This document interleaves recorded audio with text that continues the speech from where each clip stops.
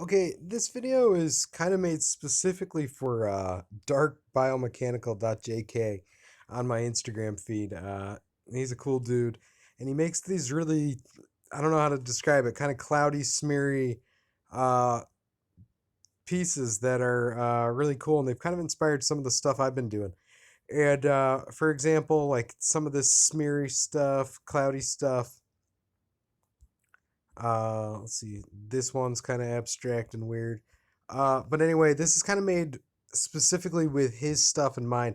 Um, I don't have Instagram on this tablet, otherwise I'd show you some of his stuff. Um, but anyway, maybe it'll inspire him. Maybe it'll inspire somebody else. So let's get into it.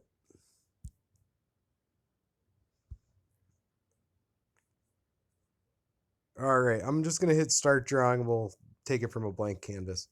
Um, okay, so we're gonna turn off the draw image, and we're gonna turn on color map. And we're going to click the slot, click the thumbnail. That'll load up our gallery, and we're going to pick, I'm going to start out with something that's just black and white. All right. So now we'll stick with a black.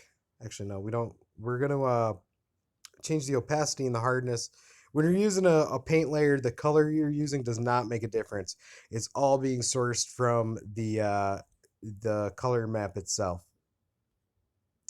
And we're going to turn our dot size way up. So both our min and our max dot size are way up. We're going to turn our brush size up, and we're going to turn our density up. I think that should be good enough to get us started. And once we get going, I'll shut off the source image so we can take a better look at our drawing.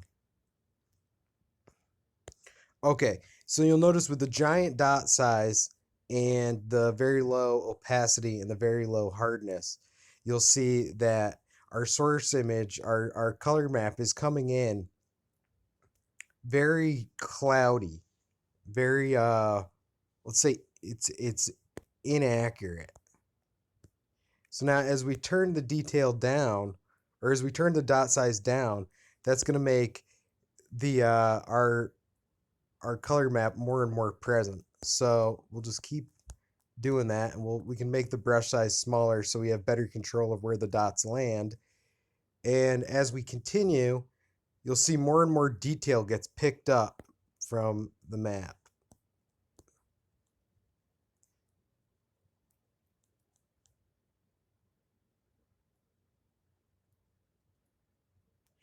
And then as we make the dots even smaller, we almost just start to paint the source image.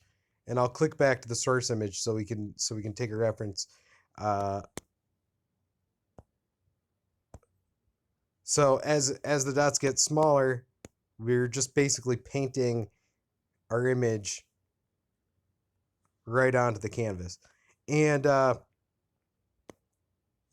then if you increase the opacity, you'll see we'll get much more detailed. And so that's what we got. That's what we ended up with. I think it looks kind of neat. It looks like a smudged pencil drawing, and that's kind of the effect that I'm going for. So we'll leave it at that, and let's see what you guys can do with it.